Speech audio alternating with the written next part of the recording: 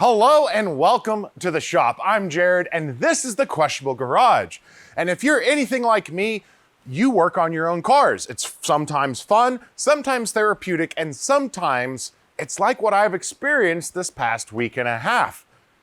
Every single car I've tried to work on, I've hit a major problem and couldn't finish the work or a video on it. And while I don't have an exact schedule, I like to at least get a video out once a week. It's fun for me. I really enjoy sharing all of this with you, and it gives me an excuse to come and work every day. So, what should I do?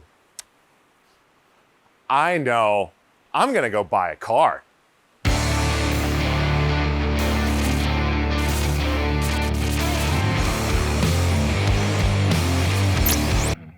You know, it's not always the most practical thing to just buy a car, especially when something amazing like that showed up, but I don't have the parts to work on it, and it would just be starting and not finishing something. Yes, that is a Ferrari Toyota pickup truck. Thank you, Travis. I'm really excited to be working on that soon. There is a good reason for this. It's a fun thing. I had a viewer reach out, Barry, thank you, with an offer I couldn't say no to.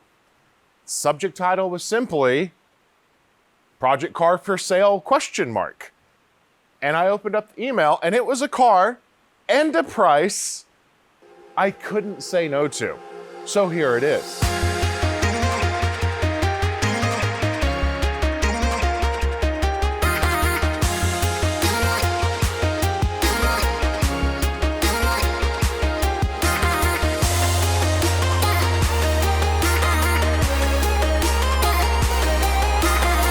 All on your own off the trailer late at night.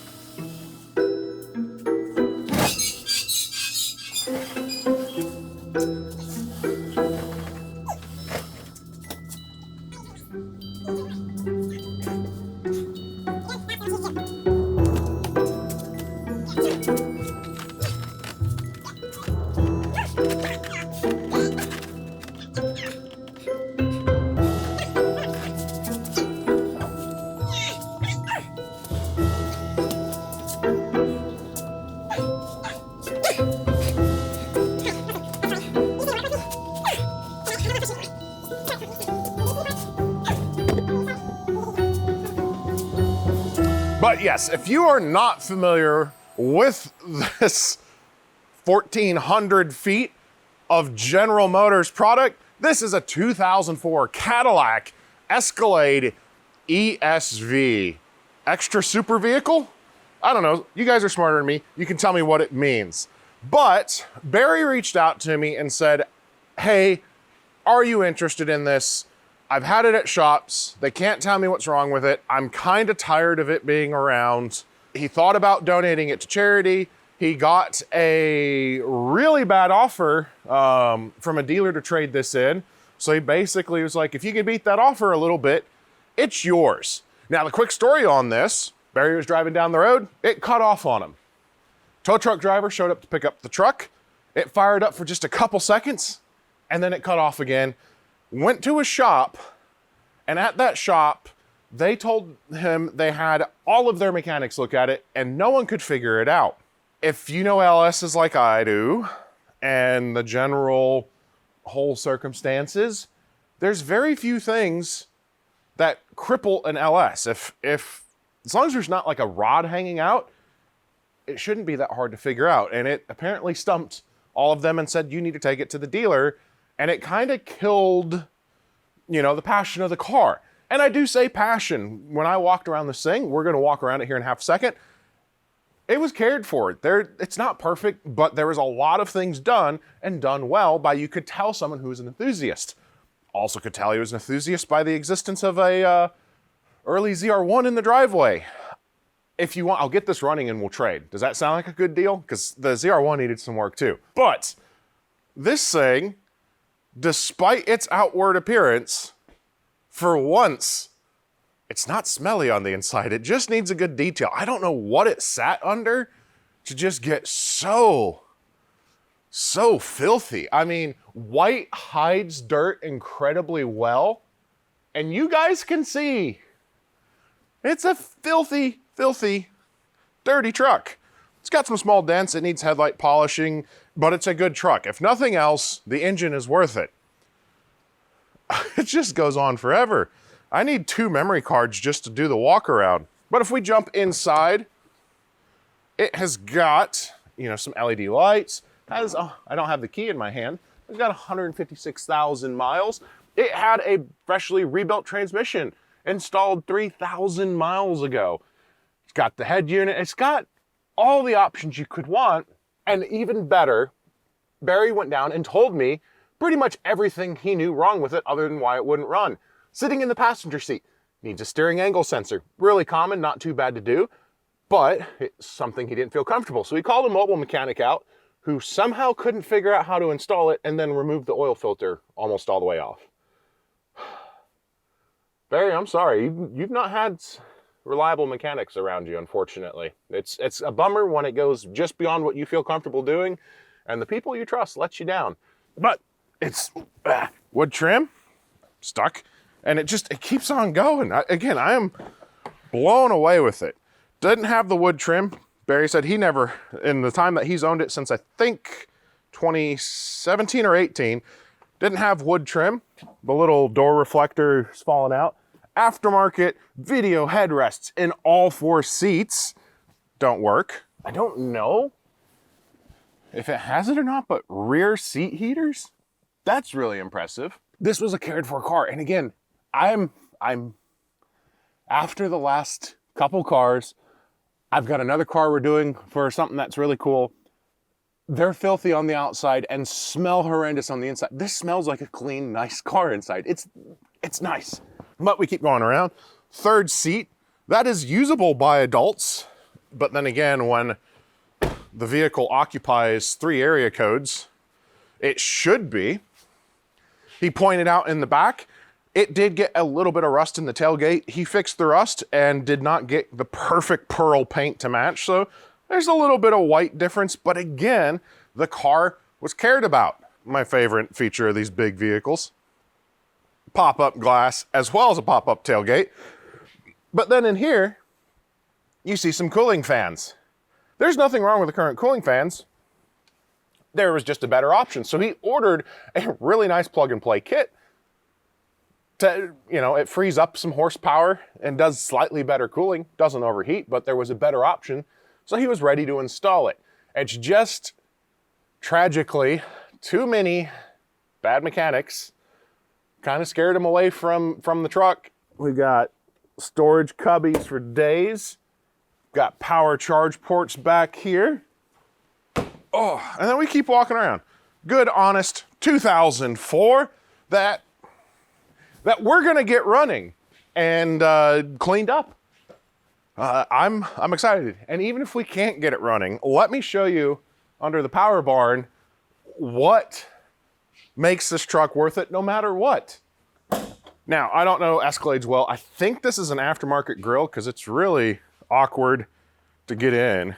But if you did not know, that is a 6-liter Vortec, AKA LS engine. They're always worth it. And again, it was running down the road and cut off on them.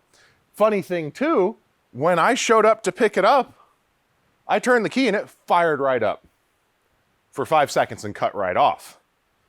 LS people, you have a big clue in understanding what we might be looking at. So just for fun, let me grab the key and let's see what happens. You hear it turn it over. Good compression. Now, if you hadn't caught it yet, we are going to roll it back and I'm gonna get a scan tool and we're gonna walk through some diagnosis and see if we can figure out why my astronomically cheap Escalade isn't escalating. Also, does it officially mean I'm old, that I'm buying a Cadillac, a pearl white Cadillac? I don't want to be old yet. Didn't get my top down Pro, already Diag Pro. Something that is interesting, and I can't say I'm that surprised. I charged this battery all night, and it's already showing 11.6 volts. It being a diehard, that's what they do. Horn works. Interesting.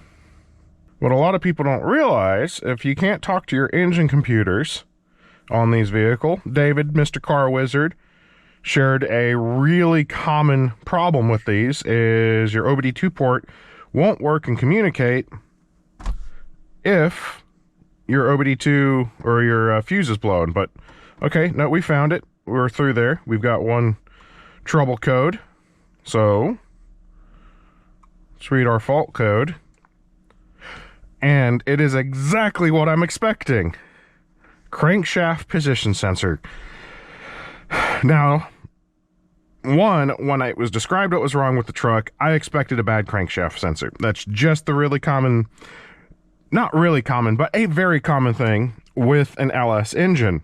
Why couldn't they figure this out? I was able to pull the codes. Running when stopped, occasionally starts. That's the problem. How could an entire shop full of techs say, sorry, we cannot fix this for you, you need to send it to a dealer? All right, I'm going to step outside, and I'm not even going to use the lift for this. We're going to floor jack it, disconnect the battery, and change the sensor.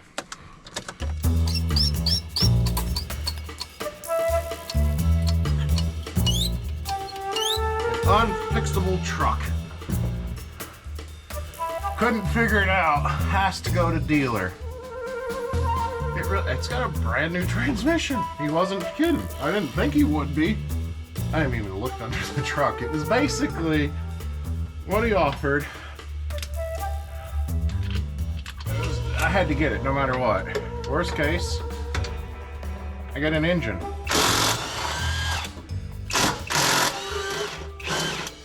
The battery is disconnected up top.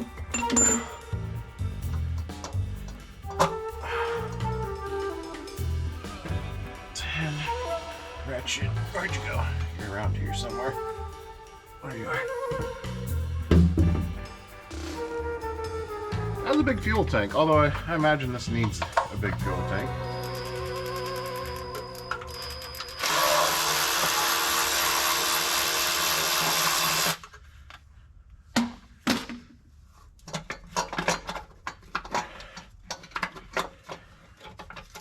Okay, it being all-wheel drive, a little trickier, or even just four-wheel drive with the starter, getting it out of the way. Come on.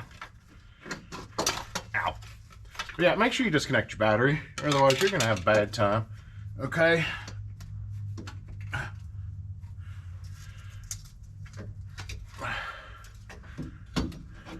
Do I got the room to just dangle her out of the way? I think so. Ow. Do I see anything off in that wire? Not really. Okay.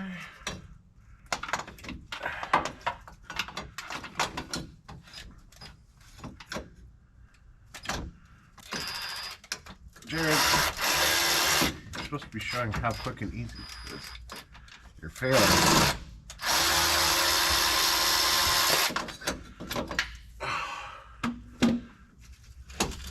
It's just an LS crank sensor is like a roadside repair practically. Steering parts feel pretty tight. A little bit of a front oil leak. Pretty normal. I mean, it's LS. Okay, sensor's wiggling. Ow! Starter, stop biting. There we go. Sensor out. Time for a new sensor. But before we do that, I want to measure this on the table. So pause the timer. We'll be right back. Yeah, scooting back under. My whole plan of like showing you guys meter tests and stuff, it doesn't work well, period, with a Hall effect sensor, 3-wire sensor, but you can generally come to some conclusion. But my really good meter is no longer with me. It's permanently borrowed in an old shop. And my baby one isn't quite capable of the sensitivity I need to kind of work. and show it to you guys. So we're going back on the principles of, if it looks like a duck and it quacks like a duck, it's probably a duck. Don't get too wrapped up sometimes in thinking you might have an exotic problem. Don't get me wrong, there's always the chance that you've got something really crazy going on. But intermittent starting with the crank sensor code, with wiring that doesn't look too chewed up, you know, there's no evidence of damage from rodents or anything in the truck, it's probably a crank sensor code. So don't get too caught up sometimes. Now, I'm not saying you should just blindly throw parts at things, but it seems very strong that this is our problem.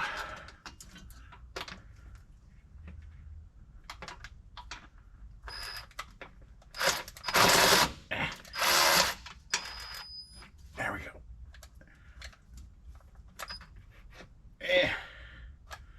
Yeah, I could switch to a ratchet.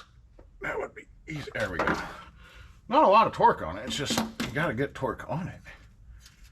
Yeah, the wiring looks beautiful. Ow. Ow.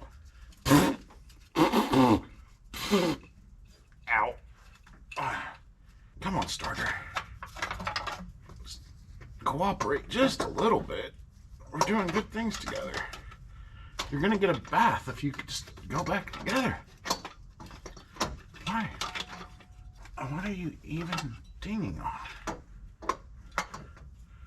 I see. Sometimes cars are not fun. You came out of that hole. You can go back in that hole. Like, why are you... There. My goodness. Seriously, truck. How are you... Why? And starter's the same length. Jeez. It always never fails. Like, gravity helps things come out so much easier than install them. So don't ever feel bad if you too just sit there and struggle and you can't figure out why. You're like,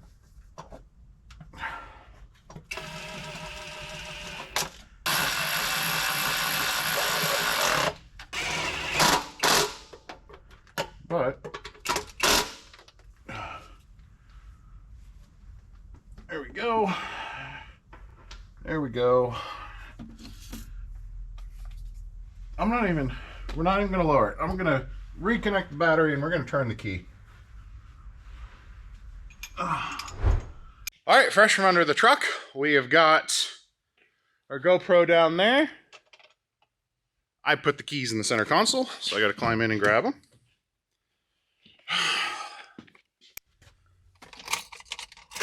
Let us see what happens. Boots up, security on, security off, park. Uh-oh.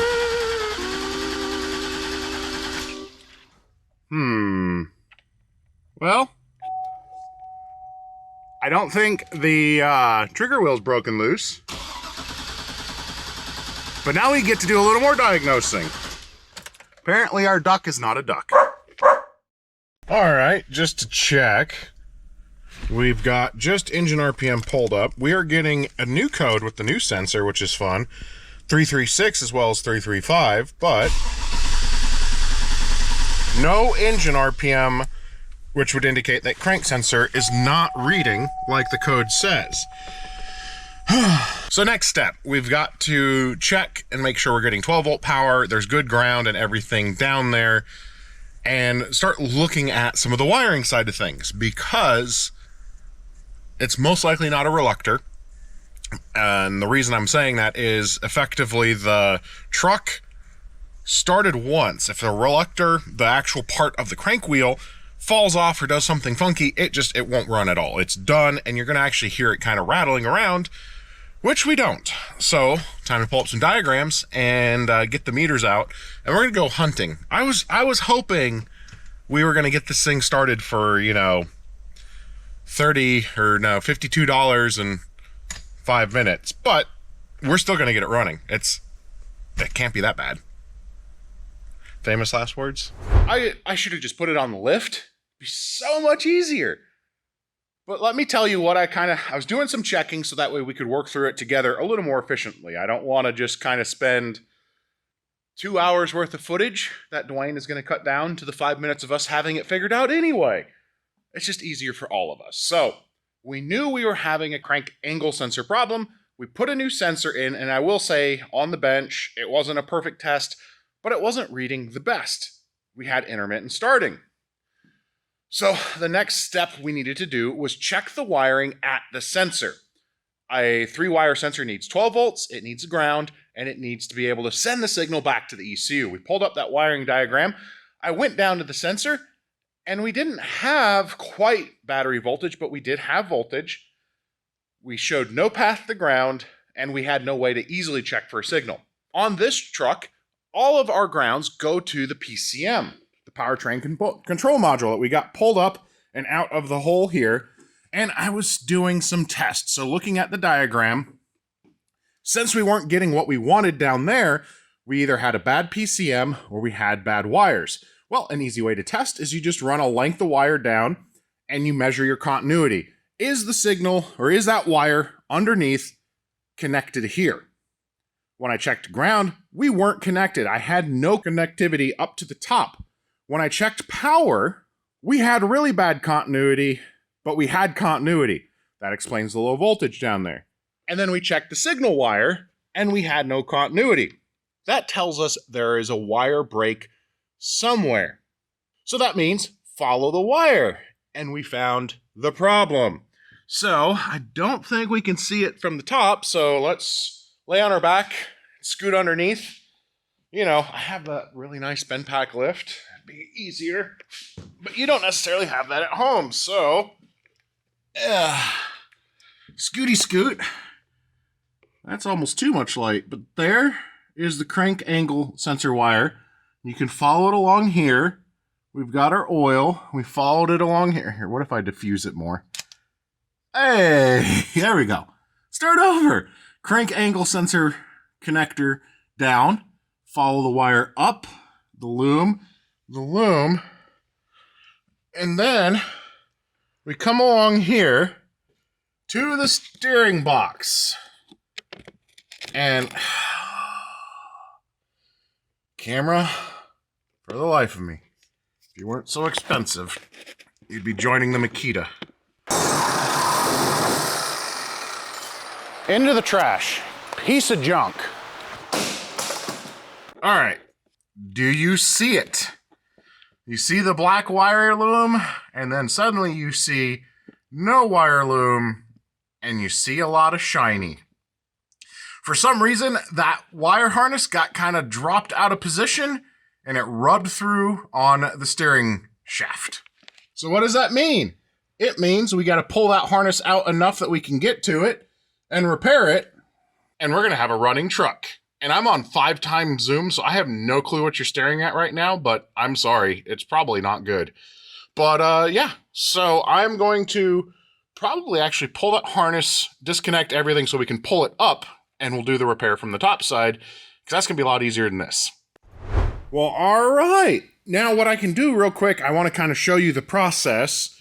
We'll do that with the other camera in just 1 second, of kind of checking the wiring now that I have the connectors in the engine bay. To kind of simulate what we did with that jumper harness going around underneath. But this is our damage section of wire. And as you can tell, that one wire is really bad. But we want to check all the others for any potential damages. What we're going to do is pin them out in the ECU. And we'll actually kind of move them around, make sure we don't lose any continuity. There's no reason for these mechanics to have just been like, yeah, I can't figure it out. Because we went with the first obvious thing, a sensor. Yes, it's a little bit parts throwy. Wasn't expecting a wiring problem, but once that didn't fix it, we go to the next thing. are our veins good? And they weren't. And we found it. And it's a free repair. Like, at the end of the day, parts-wise, it's free. Obviously, at a shop, probably, we'll be generous. We'll give them 4 hours to pull a harness out and diagnostic time. Georgia rate, maybe $120 an hour shop rate. It's $480, give them some shop rates. Less than $525 this truck could have been fixed. All right, so when I started talking about wanting to check, you know, your pulse, your veins, are they connected? So this is our sensor connector. Here's our ECU side here. So you will need access to your wiring diagrams. Thankfully, it being an LS, there's plenty of them out there. My really fancy flute got broken, so I have Bush Bliss. It has a little bit of,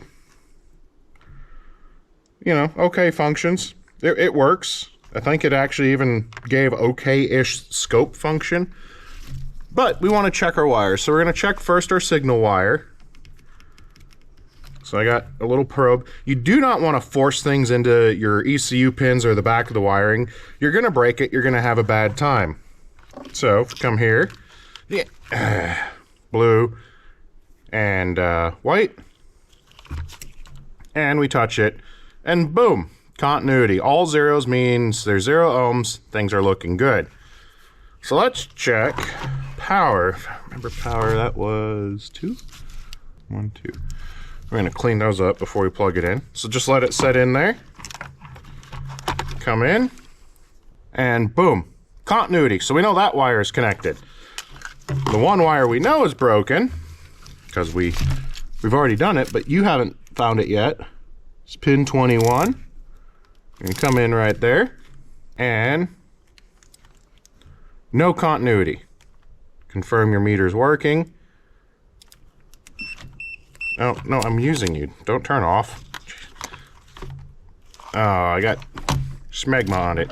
So, if we come here to our broken wire, there's nothing left. So just every once in a while, it would touch just right and ground. So that one little dangly wire, if we touch that, boom. This wire from here to here is good.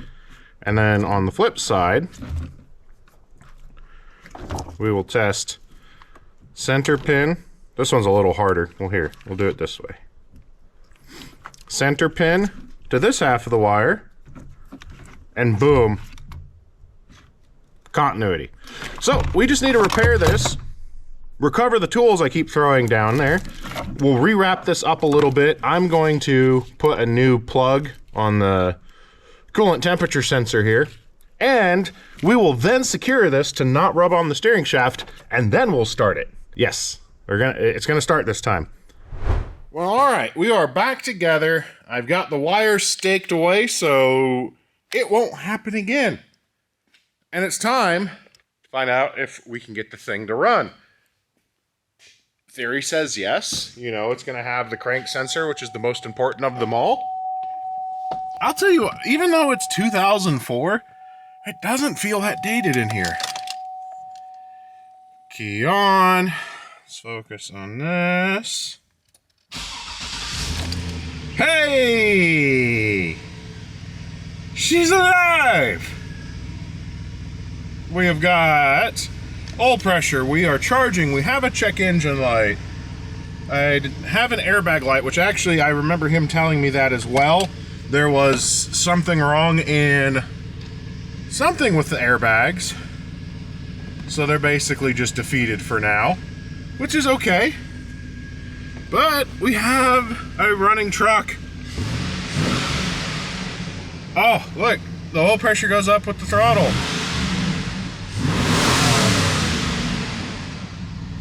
Hey! I just noticed in my mirror how greasy my face is. Alright, let's take a look at our codes. We can smell those oil leaks a little bit, which we knew we had.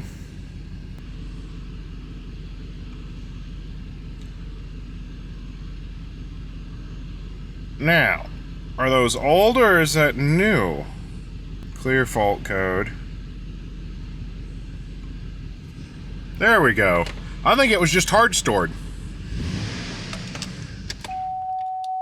I think we fixed it.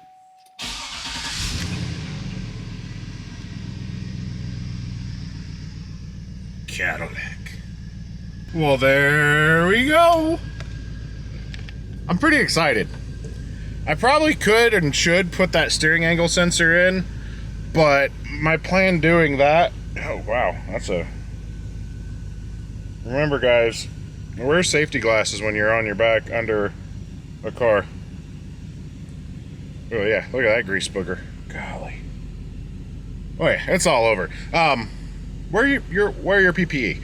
I still need to do a steering angle sensor. There's lots of other little things this thing needs, but I really want to go and show you the reason I wanted to get this thing. So I think what we'll do here, we'll do one more, see if there's any pending codes. We'll set up and do with our scan tool, the crank sensor learn, and go for a test drive. No fault codes. We are fixed with one broken wire. That's awesome. Remember when I said our next step was driving? Well, I realized the wife is probably going to see it today, and I'm running out of light. And, you know, a clean car is going to look a whole lot better no matter what. So, yeah.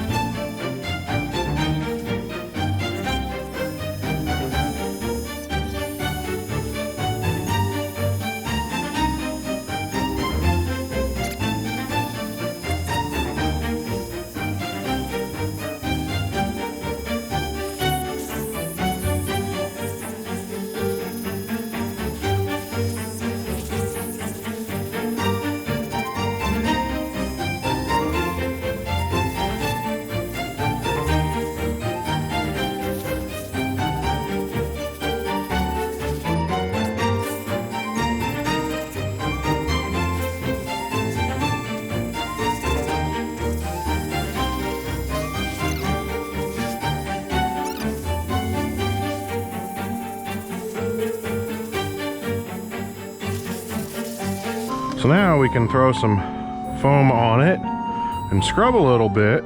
Some detailers are like, yeah, we go with whatever particular soap because the emulsifier in it is made from Peruvian hen's teeth and it locks in dirt better. I picked this one because it says it smells like honeydew, and I like honeydew melons.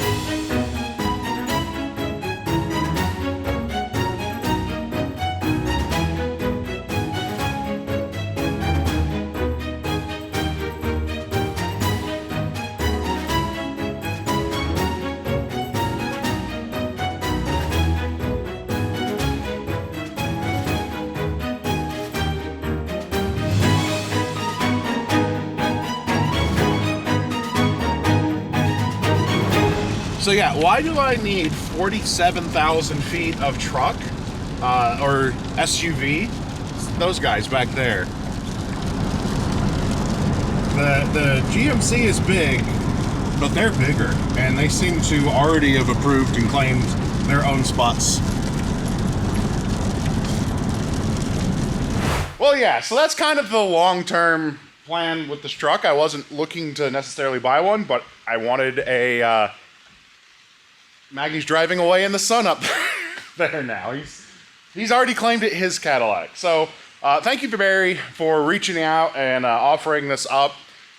It's one of those things where it's hard sometimes to rely on shops when it was such a simple fix to get this thing back on the road. Within 24 hours, we've got it roadworthy. It needs some maintenance. It needs some coolant repairs, little things like that. If you guys want to see the cooling fan upgrade in the oil pan or the oil front crank seal and the water pump stuff, let me know. Otherwise, if you're wondering what's going on with the truck, it's just being driven. It's hauling these guys around. When I need to go move just one car, I'm going to use this instead of the big Denali. The 3500, I love it. It's comfortable, but it's a big truck and expensive to operate. We got Pira. You guys have been asking where they're at. They're claiming their new truck. And one other question you guys might have, how can you get deals like this? I know not everyone's gonna have people sending you emails offering you up a car that's broken and they've lost hope on. You can do Craigslist ads, I buy junk cars. One of the really good things you can potentially do is go by some of the dealerships, get to know the used car managers. Every once in a while, someone brings in an absolute, I don't want to say, piece of junk, but it's a car that needs a lot of maintenance that they're not interested on putting on their lot, but it's something you could get, put the sweat equity in, and potentially make a whole lot of money on. Because I know I've not said it, but all in, including a crank sensor I didn't need, we're going down the road for $610, including buying it. So I bought it expecting to get just an engine out of it. Instead, we got a whole car, and we got the mountain dogs already claiming it. Hi, Para. Magni, you want to... Magni, you're hurting the leather. Come on back here. Come here. If you guys don't remember the adorable O'Reilly ad puppy, that's him. He's 11 months old, and he's... Magni, come on. You got up there. You can get back here. That's 11 months old. And he is much bigger than his sister. But his sister's so much more well-behaved. I hope you guys have some fun on your wrenching adventures, that you're able to find some deals, potentially flip some profits, or do the completely irresponsible thing like I'm doing and keeping the vehicle instead of turning down a nice, tidy profit. So I'm Jared, reminding you guys to always make questionable choices, and it is totally acceptable to buy a car just to move your dogs around. We'll see ya.